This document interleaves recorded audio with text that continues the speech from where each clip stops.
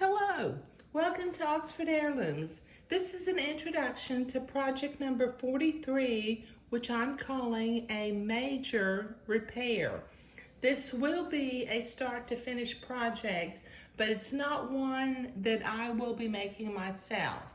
I've actually been given an antique baptismal gown that has puffing and lace detail from the neckline down through the bodice, down across the skirt, and all the way to the hemline.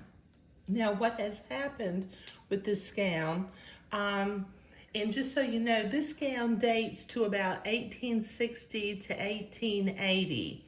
And what happened to this gown was sometime in the recent past, a child kicked a couple of little holes into the skirt of the dress.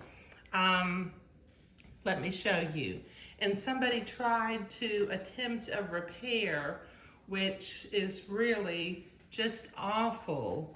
Okay, here's the gown, and you can see the puffing detail going down the front of it. Okay, now as I go down this side panel,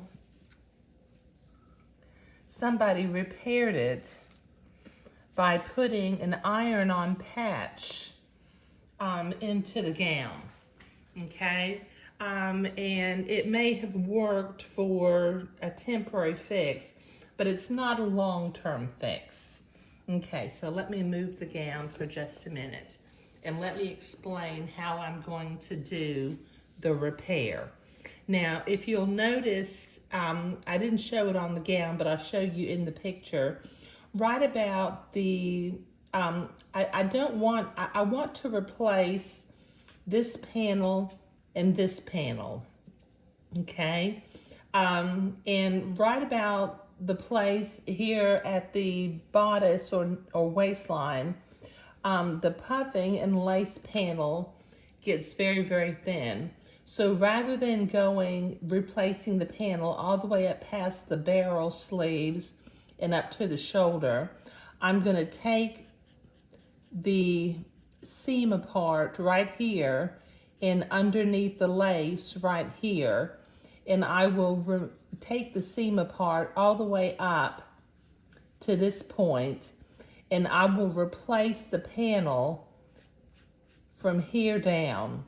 Now, I'm going to slightly gather the fabric because what happens is the gown gets a little bit wider at the bottom, and it tapers to a more narrow panel right up here. But and I'll put a bead of entree to put it back together. So I think that's going to work really well. Now, my materials list for this particular project. Okay, it doesn't require a lot, but it requires some very special fabrics. Okay, I've got 1 yard of Swiss muslin, which we call fairy fabric. Now, let me bring the gown back over here for a minute. And as I put my hand inside the gown, you can see that this is very, very thin. It's much thinner than batiste, and it has a different texture than batiste. So gowns made in this time period were generally made with muslin and not batiste. So I was able to find the fairy fabric. I need about a ½ yard of Swiss entree, some white thread, and a seam ripper. Okay, so I've got my material sitting out here. The fairy fabric, as you can see if I put my hand inside of it, is extremely thin. Now, I'm not sure, I call this fairy fabric because it is so thin and translucent. But you'll need to, if you go shopping for it, you'll need to look for Swiss muslin. Sometimes the companies call it fairy fabric because that's just a common term for it.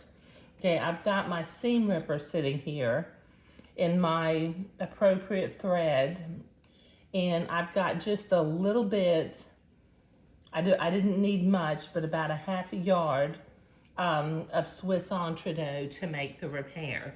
So I'm going to very slowly and very delicately use my seam ripper and begin to open up these two side seams.